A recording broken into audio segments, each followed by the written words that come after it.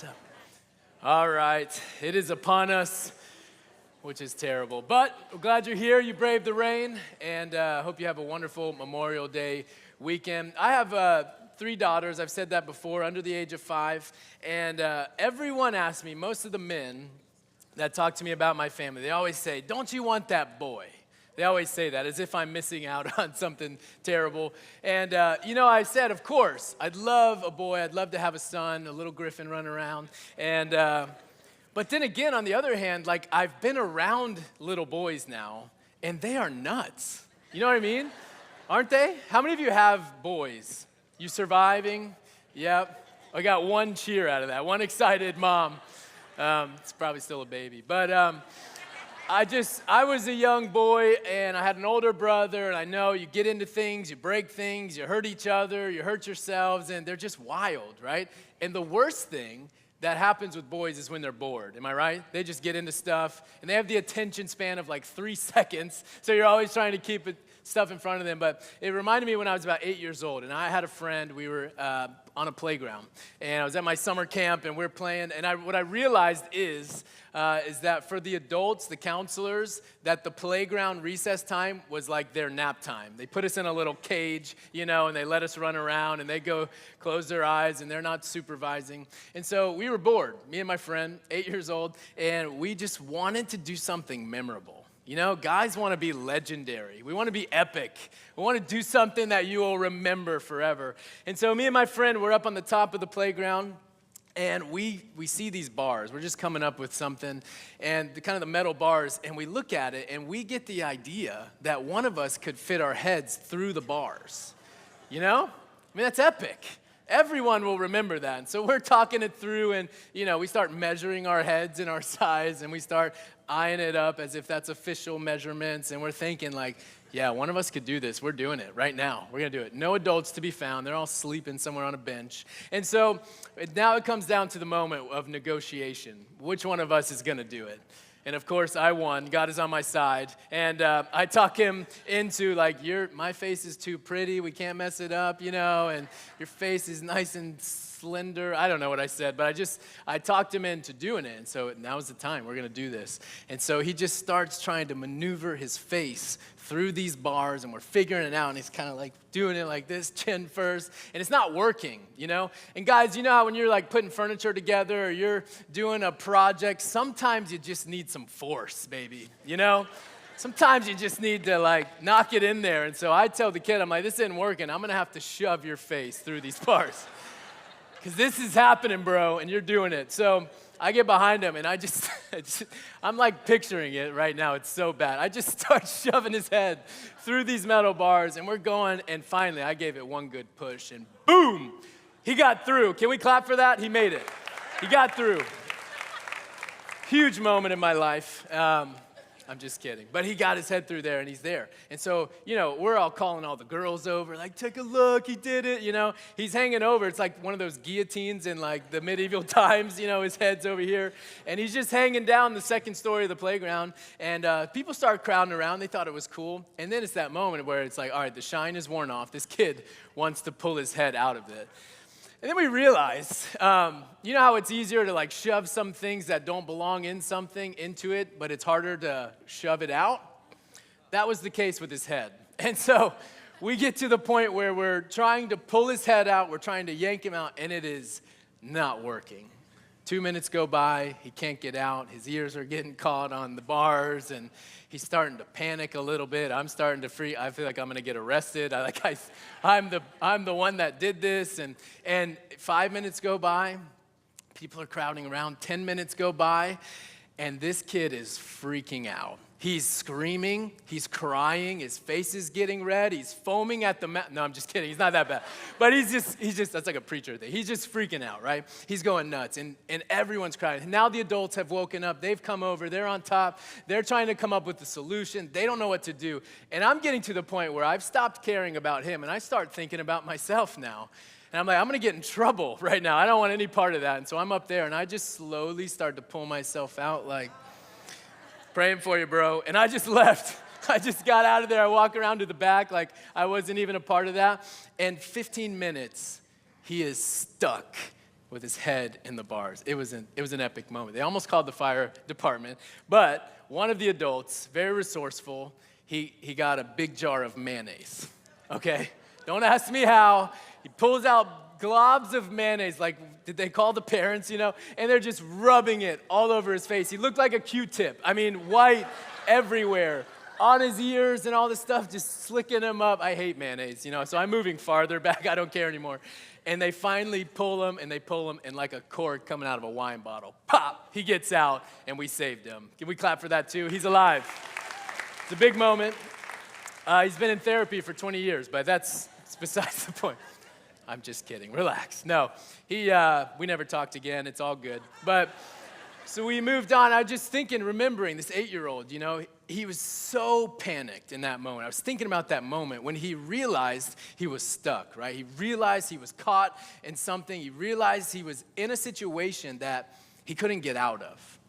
He was in a place that he wanted to get away from. It looked good going in, but now he wants to get out, and he doesn't have the solution. He didn't have the answer, and the longer he stayed stuck, the longer he started to panic, and the more he started to get stressed, and anxiety built up, and he's thinking, is this how it ends? Is this where I'm going to stay? Is this ever going to end? And I started to think about your life and my life, and how often do you and I find ourselves in a place or a mindset or an experience where we feel stuck, or we feel caught in a scenario or in a relationship or in a job or in a bad circumstance to where we feel so stuck, and the longer we're stuck, the more we're giving up hope that we're ever going to be able to move on from this place, because we can't figure it out, we can't find the answers, we don't know if it's ever going to end, and we're starting to realize maybe this just is what it is. I'm never going to be able to forgive that person. I'm always going to be unemployed. I'm always going to be in this place with my family, with my kids, with my spouse, with my family, with all of these things. And it's so easy to get stuck in a place where we don't have the answers and we want to move forward. But the question isn't if we want to. The question is, how do I get out of the places in life where I am stuck and where I'm stagnant and I do not know how to get out of it? And maybe you've been there, or maybe you sit in that chair today, and at a certain place in your life you feel stuck and don't have the answers of how to move forward. And so in our story today, in John chapter 5, there is a man who's in a very similar situation. And I love this story. It's about 1 year into Jesus' ministry. John is telling this story, and he's walking through the miracles of Jesus and how he's healing people and touching people's lives. And we come across, first of all, we're introduced to the place in John chapter 5. You can open it up in your app if you want to take notes and follow there. Uh-oh. They want to worship still. Can we put up the first scripture real quick? They skipped me already. I'll just read it to you. They'll bring it up. So let me read, if you want to open your Bibles, if you want to open the app, in John chapter 5, verses 1 and 2, here's what it says. Sometime later, Jesus went up to Jerusalem for one of the Jewish festivals. Now there in Jerusalem near the sheep gate was a pool, which in Aramaic is called Bethesda. Can everyone say Bethesda? Now when you see a word in the Bible with the word Beth on the front of it, that means house. That's the indication for house. And this was a place they called Bethesda. They created it, they built it for a specific group of people, which we'll talk about in just a minute. But Bethesda is the house of grace, or it is the house of mercy. So Bethlehem is the house of something, and Bethsaida is the house of something. Bethesda is the house of grace. And so what they've done is they've built a place in Jerusalem where they put a certain group of people in hopes that this place is where they would experience grace. And I believe that's what you and I come into this room for today. Every Sunday we worship and we fix our hearts on Jesus to experience his grace again and again as we go back into this life. And so they have Bethesda, and in Bethesda it is surrounded by 5 covered colonnades. Now let me show you a picture. Colonnades is another term for a porch. So you have a pool in the center of it. This is a rendering of what it may have looked like. I actually had the privilege of going there to Israel with a group from Harborside about a year and a half ago, and we got to walk in these ruins that's left there. They preserved some of it. You can see where Jesus walked and where this scene took place. But what you have is this large pool, and essentially there's 5 portions of the surrounding walls where there's a porch, where they would place people to stay, a certain group of people, and they made porches that were covered so that they could have shade as they sat by this pool. And so the number 5, there's 5 covered colonnades. In the Bible, 5 represents grace, which is why they called it the place, the house of grace. And so that's the setting, and now we come into the people that were there. In verse 3, it says here, a great number of disabled people used to lie, the blind, the lame, and the paralyzed. Now, this is interesting. So in that culture, if you had a physical ailment, or your parents couldn't necessarily take care of you any longer, you got to a certain age where you had a mental or a physical disability, this would become the place where you would be dropped off or where you would find yourself to go, because that's where all of these types of people would congregate, right? They would place them there, and many of them felt abandoned. They felt like no one cared. They felt given up on. They felt hopeless, and they felt like this is my lot in life, to stay on these porches and to stay with all these other people, and they were surrounded by a lot of hurting people. And it's interesting that hurting people like to surround themselves with hurting people, right? And it's easy for us when we go through the challenges of life and we have circumstances, it's very easy to put ourselves around people that make us feel comfortable, that make us feel good about where we are, not necessarily moving us forward to where we may want to be. And the longer we do that, and we want to be around people that make us feel good about ourselves and nice and easy and comfortable and don't necessarily move us forward, the longer you will find that you might stay stuck in the place where you currently are. It's really interesting that we like to be around people that make us feel better, but we don't always like to be around people that make us better. In other words, we gravitate to people who are like us, not people who can convict us. And that's the scene around this place. A lot of hurting people surrounding themselves with hurting people, not necessarily a group that can move them forward. And so you have a large number of disabled people, blind people, hurt people, and they're sitting there under these porches. And then John leads us to one of the main characters of this story in verse 5. It says, one who was there had been an invalid for 38 years. Now, many people believe this man had a physical problem with his legs, and for 38 years he couldn't walk. And his legs were deteriorating, and he wasn't able to be mobile, he wasn't able to move, and so he had found his place here at this place, under one of the porches, probably around other people that couldn't move, and he was just sitting there, and he had been dealing with this ailment for 38 years. Now, it's interesting, that word invalid, it describes a physical problem, a physical ailment. Now, a lot of us in the room, we may not feel like we relate to that, right? You're healthy, you run in the morning, you do CrossFit, and you make us all jealous on your Instagram and Facebook, right? And you're active and all of that, and maybe you're healthy, and maybe you don't connect with that physical ailment. But I was looking at this word, invalid. Maybe you don't feel physically like an invalid, but maybe somewhere in your life, you just change that word around. Maybe in some area of your life, you feel invalid in your life. So it may not be a physical struggle, but somewhere in your life, maybe there's an insecurity, or maybe there's an anxiety about life and about a struggle and about your future or about your past. And you feel invalid as a parent. Maybe you feel invalid as a spouse, as a leader, as an employee, as a son, as a daughter, as a student, and whatever it may be. But how easy is it in our lives to go through life, to have experiences with money, with jobs, whatever it is, and it just leaves you feeling more and more invalid because you want to be further than you are. And oftentimes, the longer you're in that place, this man, for 38 years, we feel invalid, and all of a sudden, we just become stuck in what makes us feel invalid.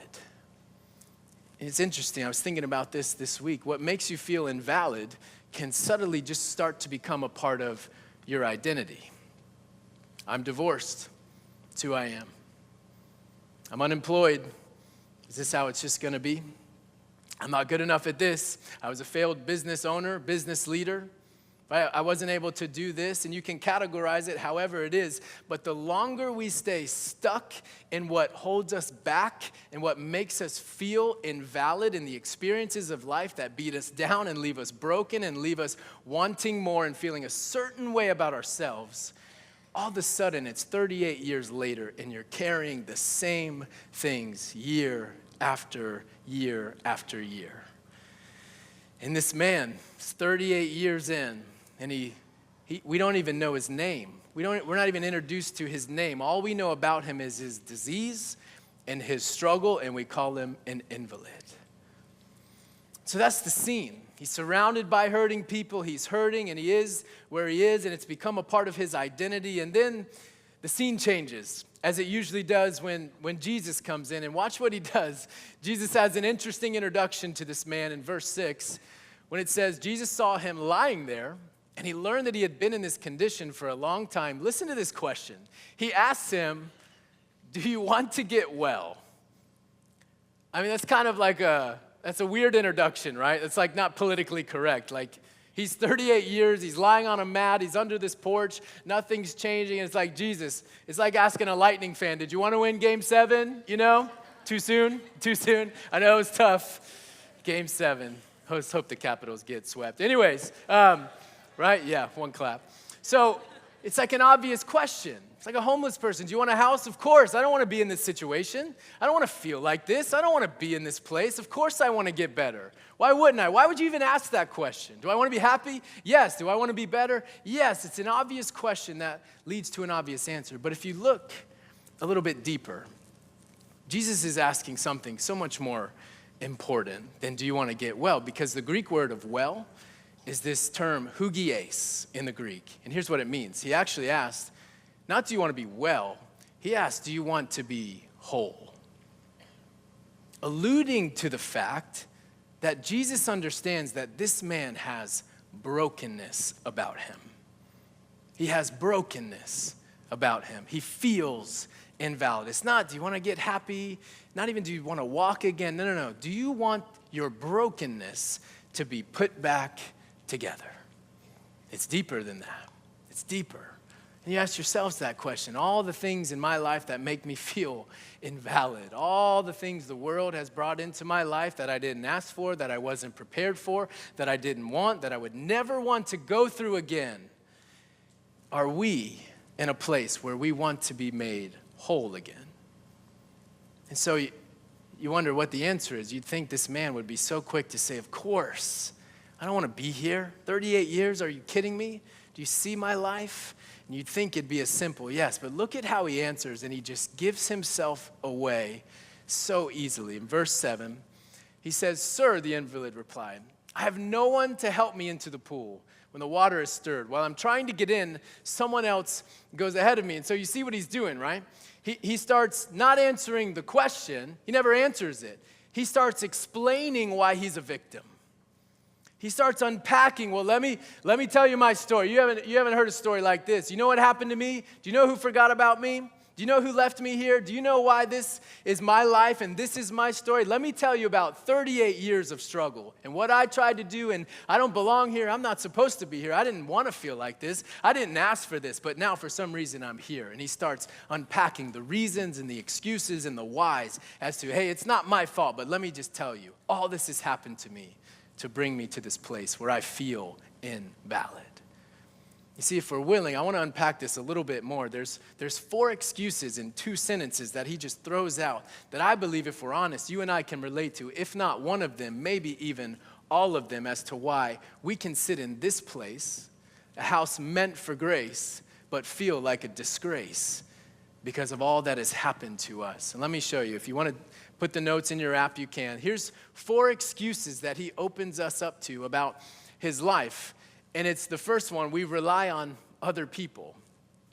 He says, I have no one to help me. You ever been there? You feel like someone let you down? And you feel like maybe your spouse needs to do certain things to get better and to make the marriage better. And your kids, if they could only be more respectful, if they just listen more, I'd be a little bit more happy. If my boss would finally give me the promotion I deserve and give me the credit that I deserve. If that person would just give me a break. If my parents didn't treat me like that, I wouldn't be here. If I wasn't treated like that 10 years ago, 20 years ago in my upbringing, if my dad didn't leave the family, if they didn't talk to me that way, if they would have nurtured me more and loved me more, it's their fault that I'm here. It's their fault that I feel this way about who I am. And he just starts immediately pointing the finger as to why he is invalid and feels in a place of disgrace. And maybe there's something to that, but is that the source of wholeness for him, these other people. And the next excuse he says is we rely on something tangible. This is interesting. He talks about this pool. Now, whether we believe this to be real or true or not, these people around Bethesda, they believed that once a year, an angel of the Lord would come down from heaven and would stir the waters. One time a year. And the first invalid to get into the pool, the first one to get in would be completely healed of whatever caused them to be in that place. And they would be able to walk away from there completely cured. So one makes it, everyone else doesn't. So you can, whether that's true or not, that's what they believed. That's what they hinged their hopes on. And you can just imagine this tangible pool he's just staring at. 38 years I've been like this, and it's the pool. It's the pool. If I just get in the pool, if I'm the first one in the pool, I can get there. And it's like, I don't know about you, but I relate to that. If I just get married, I'll be happier. I'll be made whole again. Or if I just finally can get pregnant, oh man, I'll be made whole. If I can obtain this, if I get that job, if I can graduate from there, I get into that school, or if I can get these tangible, measurable things in this world that makes me know that I'm successful and I'm worthy and I'm good enough, then I'll be made whole. As if something can make you whole, when it's not a something, it's only a someone that can truly make you whole. Can you just imagine this guy, 38 years, the pool, and he just cannot get there. And a lot of us are chasing what we think will make us happy, but we just can't obtain it. So he's fixated on this, and it's a reason he is stuck. And the third one is we rely on ourselves, and this is huge. He says these words, I am trying to get there. Man, that hit me so hard. How many of us are in the room?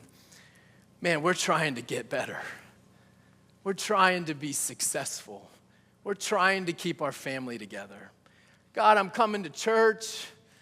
I'm giving my money. I'm lifting my arms in worship. I'm in 12 Connect groups, right? I'm trying to figure it out. Maybe they should train the Connect group leaders better. I don't know. But something isn't working because I'm trying to get over this. I'm trying to deal with this problem. I'm trying to make better decisions. But why does it feel like the harder I try, the more I feel stuck? Why can't I just figure it out? Why can't I be better? Why can't I succeed in the way that everyone else seems to succeed, but I can't accomplish what I want to accomplish? And the harder we try, the more we try to figure it out, the more invalid it leaves us feeling when we can't get unstuck. And this man is just trying to figure it out. And the last one is great, is we rely on our fairness, and he says someone else always gets ahead of me. You ever compare your family pictures to everyone else's on Facebook? They look better and more complete and more put together, and I wish I was that skinny, and I wish I was that beautiful, and I wish people looked at me the same way, and I wish I was that successful. I wish my business was that as successful as theirs is. I wish my bank account was bigger. They had it better than me. They're always ahead of me. We're always looking to people that are beyond us, right? Always ahead of us. And will we ever obtain that? Will we ever grab hold of that? Will we ever be able to feel like they feel? Because they look happy and whole, but I do not.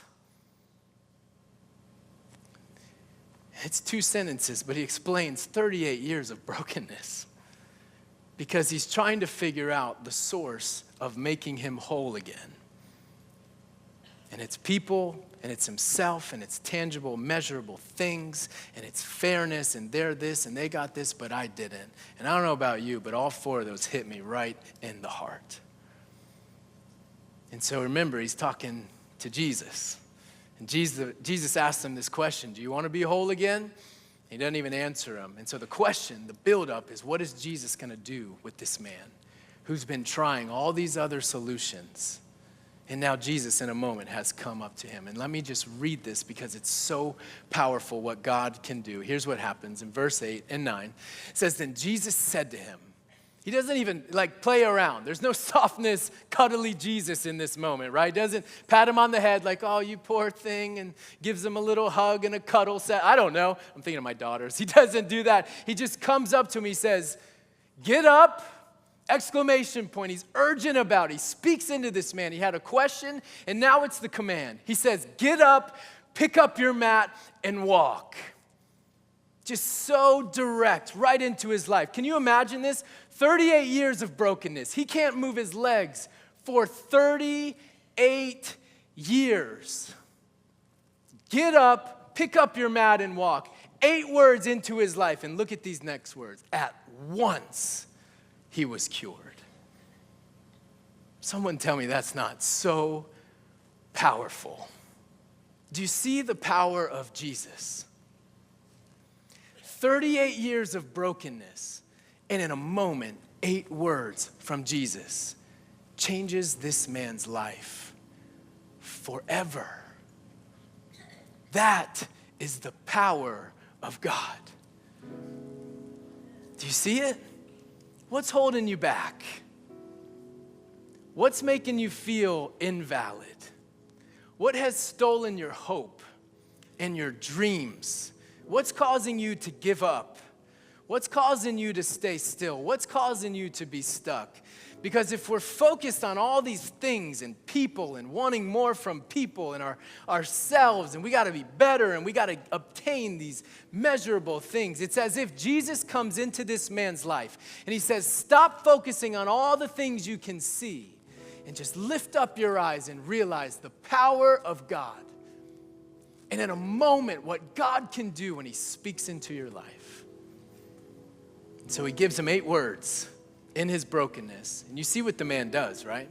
This means absolutely nothing if this man doesn't receive those words and respond to them.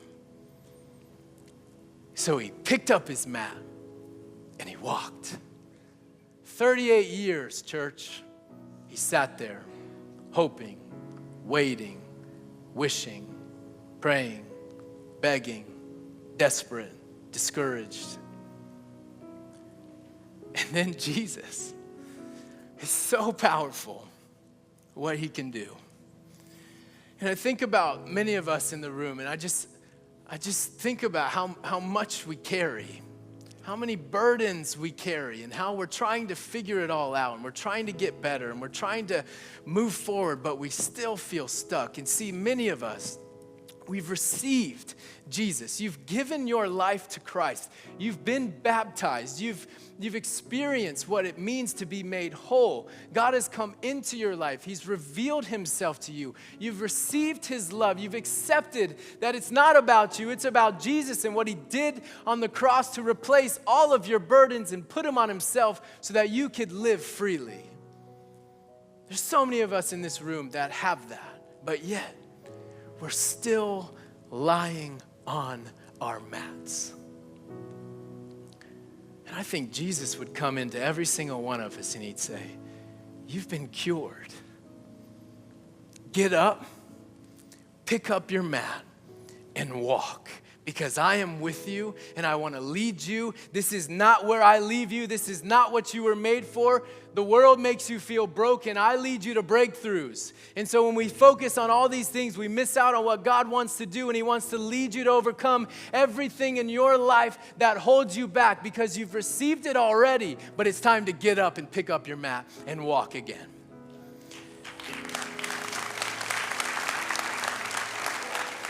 So for those of us in the room, after we worship, we're going to talk to some others in the room. I would like you to stand if you could. I want us to respond right now because this man received, go ahead and stand. He received this word and he got up and he walked. He listened to it and he walked. And I want us right in this moment to receive that word and to go from here and to worship him and to say, God, your love is so reckless. You break through all the barriers. And whatever it is in your life that makes you feel stuck or unworthy or not good enough, whatever that is, I want you to push that aside right now.